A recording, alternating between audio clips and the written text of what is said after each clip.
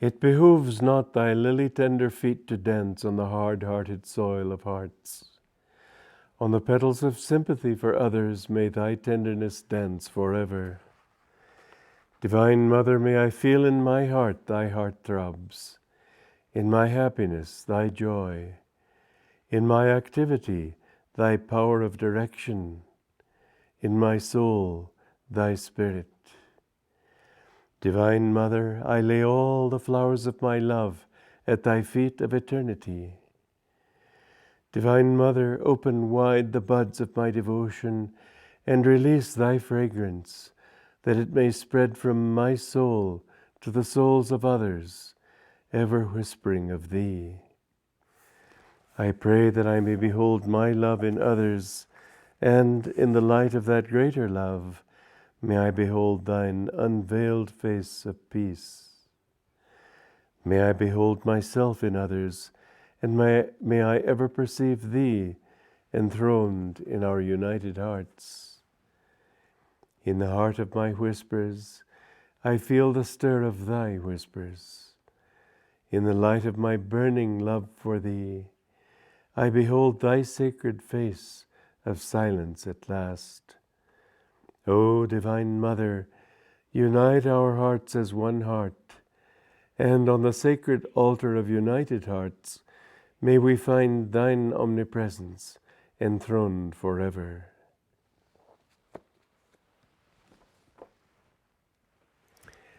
Today is Mother's Day. It would be good always to bear in mind that the true mother is the Divine Mother who begat all of us. Human mothers, there is a poem that many people in India like to quote of Shankaracharya's, "Bad sons there are many, but never a bad mother." Many Indians, in quoting this, think that they're talking about human mothers. Frankly, there are plenty of bad human mothers. There's never a bad Divine Mother. This is the point that we need to understand, that never will she let us down. No matter how many times we fail her, never does she fail us. It's important to know that whereas human love, including mother love, tends to be partial, I've often thought that if a child in a person's home dies and happens to be reborn next door, will the mother greet that child as her own? Probably not, unless she's unusually wise. She thinks of it as her child. It's that thought of possession that accounts for a large part of mother love. Mother love, when it's pure, doesn't think of itself, doesn't identify itself as the child as my child. True mother love sees all equally in God. True mother love has no selfishness, no desire, no self-affirmation of attachment. True mother love is divine love. And on the other hand, to view all women as mothers is a very noble and important attitude, because all of us are a mixture of many qualities. Women can be temptresses, women can be emotional viragos, women can be all kinds of things. But when they are in their aspect of mother, they think of themselves more in terms of self-giving. This is an aspect that is particular and is stronger. It's an instinct almost, you might say, in the mother, which you find even in animals. You don't find it in scorpions. The little baby scorpions have to hastily get out of the way before the mother will eat them. But when you reach the level of the mammal, you find mother love actually expressing itself. And the quality of self-giving becomes more and more refined in vertebrates all the way up to the human level. Women who can look upon themselves as mothers are able to ennoble themselves and others. This is the aspect of femininity that helps you to reach salvation. When the Divine Mother, in the image of Kali, with her 4 hands representing Mother Nature, but the 4th hand gives salvation. This is the real Mother. And the other is life and death, birth and destruction, and preservation, all the aspects of nature, in other words. But these are all aspects which keep the whole show going. In this aspect, women are subject to delusion even more than men. They have Maya. Men have sex desire. If it weren't for the desire for sex, men would have it easier on the spiritual path. But they're all balanced. Each one is balanced out with the other, and you can't say either one is better or worse than the other. They're both equally good. The important thing is that if we look at those qualities in men, for example, men should be like Rama, noble, heroic, self-giving for the sake of their country, for the sake of their family, for the sake of others. Women should be serviceful. Women should be self-offering. Many Indian men have lamented to me that their wives weren't more like Sita. My answer to them always is, and are you like Rama? We have to be these ideals which were given to us by Scripture in order to help us to understand how each of us ought to behave and comport himself and feel himself to be in this world. If we are really like Rama and Sita, then we get past the ego and we understand that we are really only instruments of the divine. There's a story in the Ramayana where all these Rakshasas are out to get vengeance on Rama for having killed one of their leading figures. And Rama, out of concern for Sita, has her hide in a cave and has Lakshman defend her. So he's standing alone against 16,000 Rakshasas. Now, mind you, one Rakshasa is quite sufficient to kill and eat a human being in the old legends. They were sort of the dragons, you might say, of Indian lore. And here he is, there's 16,000 of these Rakshasas, and all he's got is an arrow. And he shoots these arrows and kills thousands of them, and they can't even get near him. And I said to Vanamali Devi, who translated a version that I read, I said, come on, a bow and arrow, killing 16,000 people? You just couldn't do it. It's not realistic. And she said, well, in those days they could, or something like that. I don't know, it was a pretty lame answer as far as I'm concerned. But what it really was that it was divine power. Those bows and arrows were symbols. You know, the bow is the spine, the arrow is your concentration, and with concentration your divine power can certainly kill 16,000 Rakshasas and accomplish anything you set out to do. This is the power that the great masters have. But they have it. Ram had that power because he was conscious of himself as an instrument of God. We need to get into that consciousness of being instruments of a greater power. And women too have that power. There's great power in the feminine force if it's used for right. Great power for evil and harm if it's used for wrong. You bring yourself down more than you bring anyone else down, if male or female, if you use your powers wrongly. But if you understand that you're an instrument for the divine, then you find that the divine can use you, and in wonderful ways, he doing it. Well, we'll get into the more of that later on. First, let me read from the Rays of the One Light, the secret of right action. Truth is one and eternal. Realize oneness with it in your deathless self within. The following commentary is based on the teachings of Paramhansa Yogananda. One of the most famous stories in the Gospels is that of Martha and Mary. Jesus, visiting the home of Martha, was teaching while her sister Mary sat at his feet, absorbing his divine love and wisdom. Martha, meanwhile, busied herself with serving her guests, and was upset with Mary for not helping her. "Lord," she cried, "doesn't it matter to you that my sister has left me to do all this serving alone? Please ask her to help me." "Martha, Martha," Jesus answered, "thou art careful and troubled about many things, but one thing is needful, and Mary hath chosen that good part, which shall not be taken away from her." This story is classic, for Martha's complaint is very understandable and not on the surface of it spiritually wrong. Jesus may well have told Mary to get up and help her. We don't really know that he didn't, considerate as he always was of others' needs.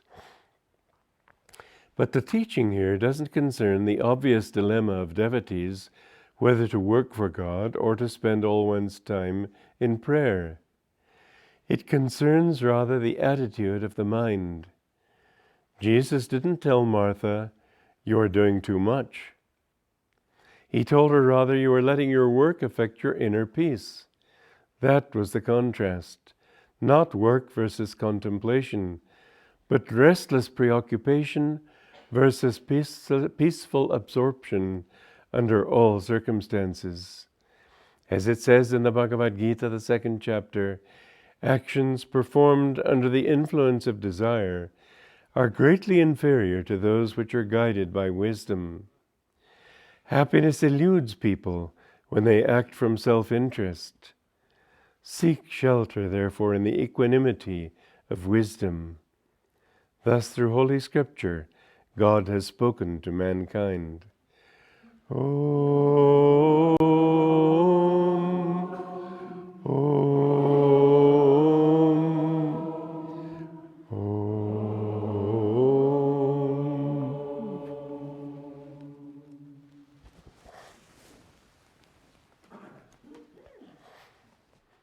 This story of Martha and Mary is a very important one, because many people make the mistake of thinking that if they work, they can forget God. This is a classical thing that you find particularly in India, where the emphasis has been much more on going into a cave and meditating. Master said he went to the Himalayas wanting to meditate. This is not told in the autobiography, but he spent more time there than he actually tells in the autobiography. And he saw all these sadhus, having renounced the world, fighting over a blanket. You can't get rid of the ego just by not acting. You can't say, "I'm not going to act, and therefore I'm not going to express my ego." You can't help expressing your ego. As Krishna says in the Bhagavad Gita, even to try not to act is a kind of action. As long as there's the thought, "I am not acting, I refuse to act, I refuse to get involved," there is involvement with the ego in some way. We were talking about men and women. You find that women are always accusing men of being egotists. Women are just as much egotists as men. Egotism is not a masculine or a feminine factor. It's a human factor. And you're born some lives as a man, some lives as a woman. Do you suddenly change and not have an ego or have an ego according to your sex? Absurd. There was one little poster they used to have during the during the Second World War. "Join the waves and let the world see you." This is the example of feminine ego. Me vois-tu, look at me. Male ego wants to impose itself, its desires, its interests. Women want to be imposed upon. They want to absorb, they want to take. We need to balance both of these, and because we've all been both of these, therefore we're a mixture of both. But the truth is that we should become both. We should draw the virtues of each quality and make them one. When you look at a master, you see that he's neither man nor woman, really. He's, master was one time on a train, and there was this porter looking at him like this and going up and down, and finally he couldn't stand it. He said, "Is you a man or is you a woman?" Master said, "What do you think?" But the thing is, he did look like a woman too. He had a woman's softness, compassion, sweetness. He had a man's strength and power. And both of these are needed.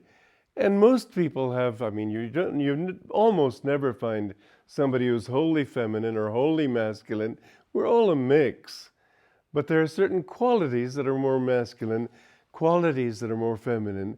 We need to try to bring these two together and to develop that refinement in ourselves that finally frees us from what? Ego itself. Now, in all creation, you find expressed these four qualities: Mon, Buddhi, Ahankar, Chitta. Mon is mind. Buddhi is intellect, understanding, discrimination. Ahankar is I. And Chitta is feeling. All of these are necessary. Master used to give us the illustration of a mirror. And let's say that in the mirror there's a horse. And you look at the horse and you see it. There it is. But then the intellect comes in and discriminates and says, "Oh, that's a horse." And then the ego comes in and says, "Oh, that's my horse." You're still not completely trapped in delusion until the feeling comes in and says, "Oh, how happy I am to see my horse." Ego, feeling, discrimination. Do you know that you can't get away from any of these? You can't get away from self. Self is in everything. I was looking at the pansies this morning in my garden and the other flowers, but particularly the pansies this morning as I was doing my energization exercises. And I was thinking, as I've many times thought, there can't be this lovely beauty of color without consciousness enjoying that beauty. A biologist would tell you without any sentiment at all, they're only there to attract the bees. Well, I've never seen a bee on a pansy, but maybe yes, maybe no. But the basic idea of colors in the flowers, that they help to propagate the species. I just can't imagine that Darwin's story of evolution is the whole story. That all these things are out there huffing and puffing, gotta propagate the species, gotta propagate the species. Can't they sit there and enjoy their lives, for God's sake? I can't help thinking that the flowers are beautiful because they love being beautiful. Because there's something in nature that produces beauty because it loves beauty. And there's even more than that. You know, in Master's poem, Samadhi, all flowing I everywhere. There's a very great depth in that simple line. What a great poem that is. I, the consciousness of I, is in every atom. I is a part of everything. What makes ego wrong? Only one thing, limitation. But you know, you take animals, they don't have much ego, and as a result, they suffer, but they don't know why they suffer, and they don't think there's anything they can do about it, and so they sort of suffer. When they reach the human level, they begin to think, hey, wait a minute, I'm suffering, I don't like it. And as they become more and more refined, they begin to think, well, what can I do about this suffering? It's suffering and the sense of ego that makes you want to grow spiritually. If you didn't have it, you'd be just like the dogs. They suffer and they sort of, so I'm suffering. Just a part of the experience of life. It's the ego that tells you, I don't want to be limited. I don't want to be small. I want to know others. You begin to be aware there's a whole world out there. A dog will look at the world around it, or let's say a turtle will look at a beautiful painting. The only thing the turtle will ask itself is whether it's good enough to, whether it's good to eat. And you sort of see it.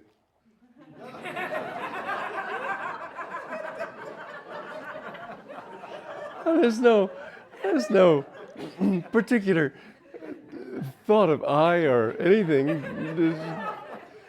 But when human beings come into the picture, they think, now, what makes that thing so beautiful? What makes him smile? What makes her weep? What makes success? What makes her failure? Why? These questions that man asks, the dogs and the animals don't ask. And the more you ask, the more you use your ego in a good way. And finally, what happens is that as you grow, you begin to think, well, I don't like being limited in this little body. I don't like feeling that, you enjoy things in such a much more wonderful way than I do when it comes to art or music or this thing. Why can't I also have that? And why do I have to, this little brain, I've been spending months now working on a book, as many of you know. And this little brain having to think so deeply, even though I've channeled it as well as I could, I must say my brain also felt as if it was in a vice. There's a lot of strain involved in thinking, trying to understand. The brain is such an inadequate instrument.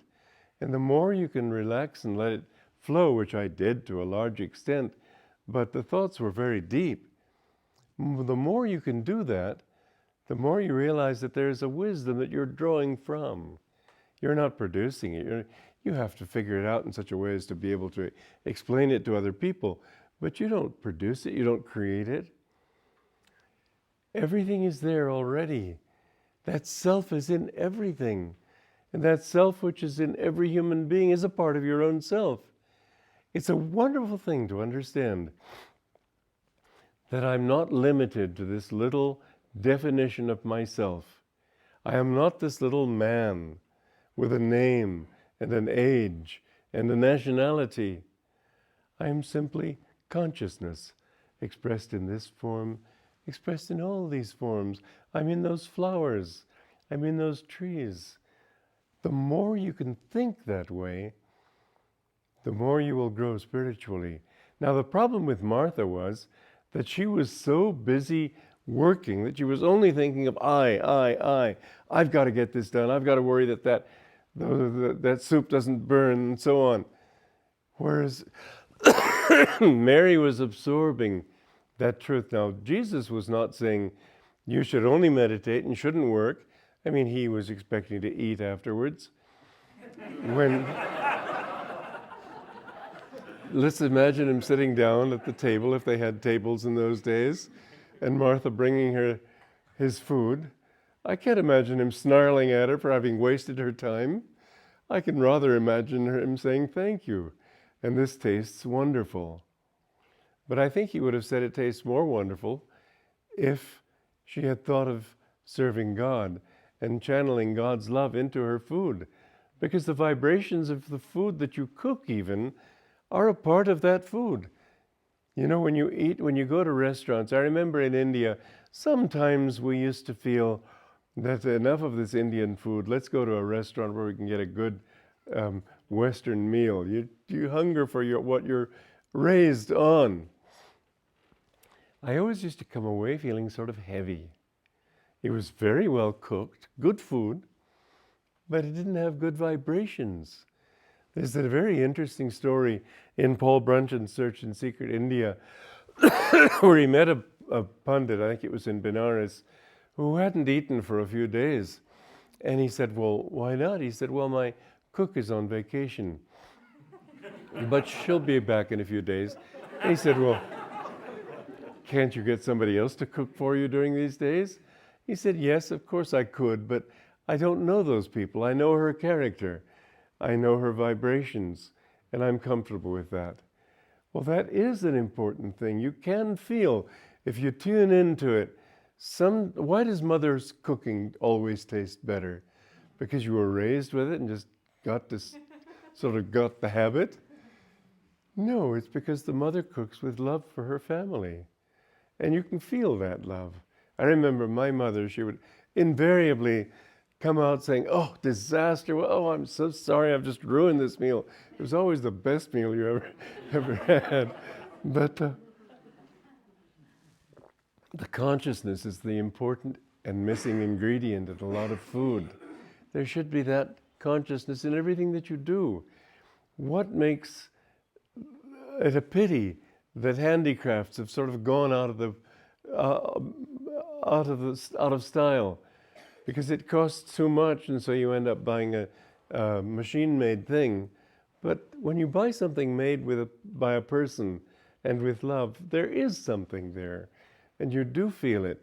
I was remarking the other day, when you get a CD, the music, as far as our ears are able to tell, is perfect. It's completely true to the original sound. But you can't tell me, and I'm almost deaf, that there isn't a real difference between that and a live orchestra. There's just something in that you can't reproduce on a CD. There's something in everything that we do that is a matter of vibration and consciousness. Martha wasn't cooking with that consciousness. Jesus wasn't saying, "Don't work." He was saying, work with the consciousness that Mary has. Try to draw those vibrations that Mary was drawing, but then put them into your work. When I was new at Mount Washington, Master wanted me to write articles for the magazine. Well, I was working all day long, and in the evening I meditated all the evening. And so I kept putting off this thing, thinking, well, I don't know when I'm going to get time to write articles for the magazine. I've got to meditate, and I've got to work, and I just don't have time. So finally one day he said, "Well, why aren't you writing articles?" I said, "Well, sir, I haven't been able to find the time between work and meditation to write these articles." You know what he said? He said, "Then meditate less and write the articles." Now that's not the sort of answer you expect your guru to give you, is it? He often had us work rather than meditate. And yet it's not that he said, don't meditate. One time when they were building the towers in Encinitas, and they were getting ready for a grand opening, the press was going to be there, the public was going to be there. It was a great event. And the last day before the opening, when things weren't ready yet, Bernard, who was one of his disciples, didn't show up. Master said to him the next day, "Where were you?" And Bernard said, "Well, I was meditating, sir." Master said, "Oh, well, why didn't you say so?" Even at a moment of crisis, to remember God, Master said, that does come first. But at the same time, Master was telling me, you can remember God while you're working. You can remember God while you're writing those articles. And by the way, if you see those old magazines, I had the name then of Robert Ford, just a name I pulled out of the air, but you'll see 2 or 3 articles by the guy. Anyway, the attitude with which we work, the attitude of channeling God, this we can do, and as it says in the Bhagavad Gita, by works alone, Janaka and some of the ancients attained me. Even just by work you can find God if your attitude is in God. But the thing is, it's very hard to keep it in God if you don't also meditate. I had an interview in Assisi recently. A couple of people came up from a newspaper in Rome. Apparently it's now come out and it's a very good article. But the interview was on the subject of communities. Well, the trouble with being interviewed about communities, I just know too much. You know, it's if somebody's going to say, "Oh, you live at Carmel, so tell me, what's the ocean like?" What are you going to say? Or you've been out at sea for a month, so what's it like at sea? What are you going to say? There's just too much to say.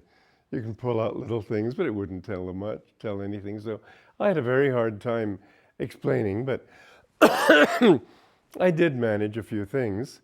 For example, he said, well, for example, what system do you follow? Oh, no system. I said, you don't create communities. I said, that's one of the big mistakes that people have made all through history, thinking that a community can be settled and determined how it must be by a system. I said, it isn't systems that do it. You can have the worst system in the world. If the people have goodwill, it'll work. And it'll work beautifully. You can have the best system like clockwork. If people don't have the goodwill, it'll be a disaster. You have to learn by osmosis. You can't learn it from a book. If people want to start communities, I say, come and live at Ananda for a while. Learn how we do it. Take what you can absorb, but you won't get it just from systems. Plato had that idea. He created a system, disastrous, and the king of Syracuse thought to incorporate this whole idea in his kingdom. So he asked Plato to come to Syracuse in Sicily and to create such a community. It was an absolute fiasco. You can't do it with just theory. It's got to be a human thing. Anyway, this man also asked me, but is it possible to start communities without meditation? I said, I don't think it is. God comes first. I think without God, you've got a body without a head. And without the consciousness of God, you've got a book, but no one to live by it. Meditation is the most important aspect. That's again why my Jesus was saying that Mary hath chosen the better part. But don't think that just by meditation. I've seen people who meditate hours every day, and all they do is get locked into their egos. They don't grow spiritually. Service is a very important aspect of the spiritual life.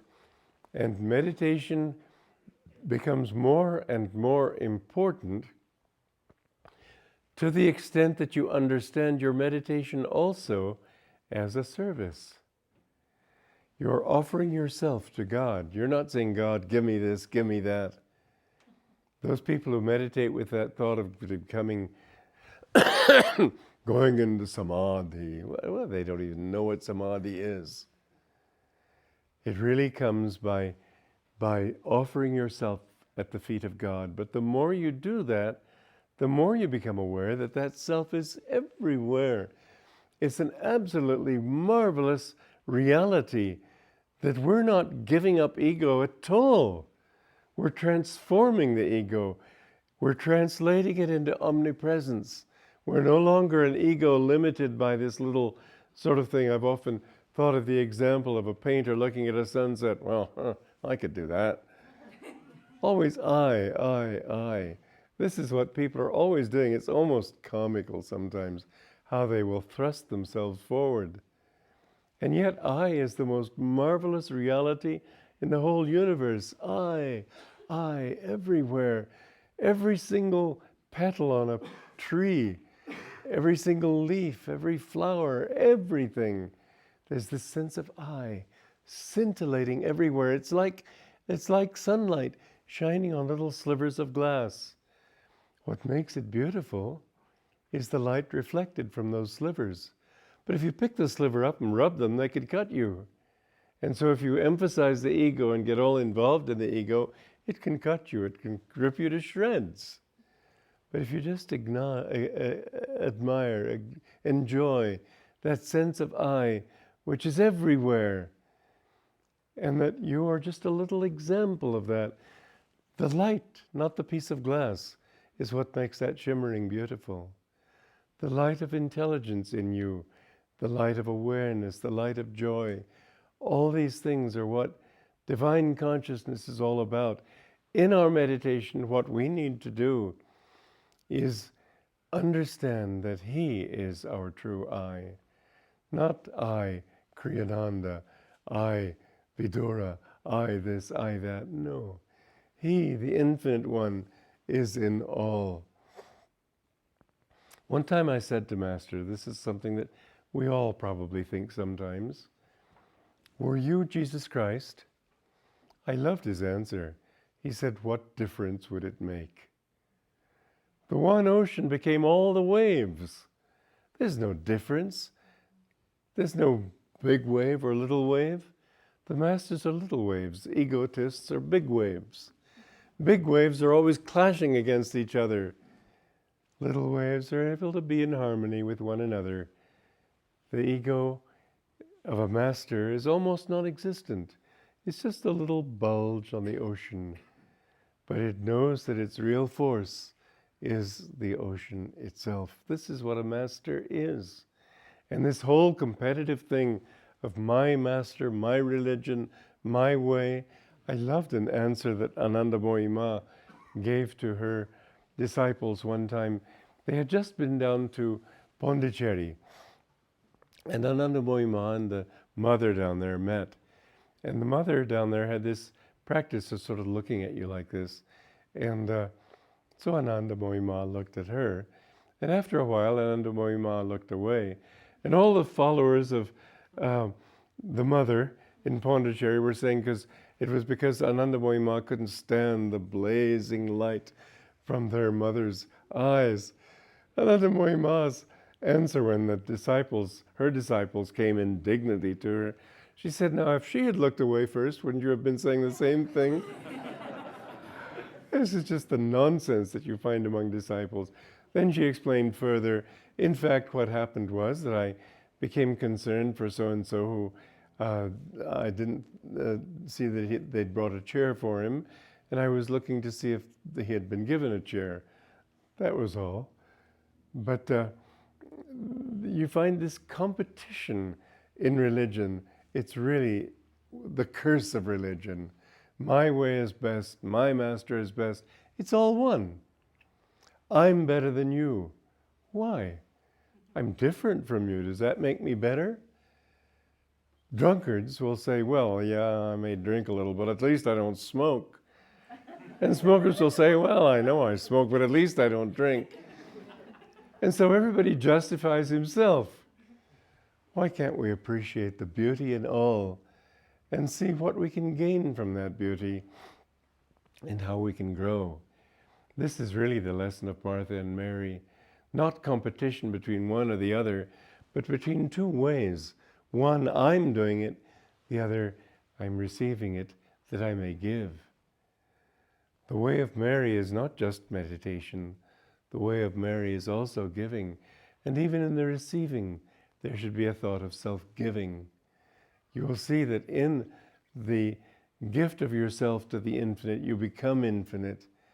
And the beautiful thing that you'll see in the lives of masters is that they aren't separate from anybody. They are in all. When you hurt somebody else, they are hurt. They feel the pains of the world. They feel the sufferings of others, and they feel their joys. They're willing to go through 1,000 crucifixions if by doing so they can help to lift mankind to their own level. They don't come to show us how great they are. They come to show us how great we might be if we would just get rid of this single little thought I and understand that big thought I, which is everywhere.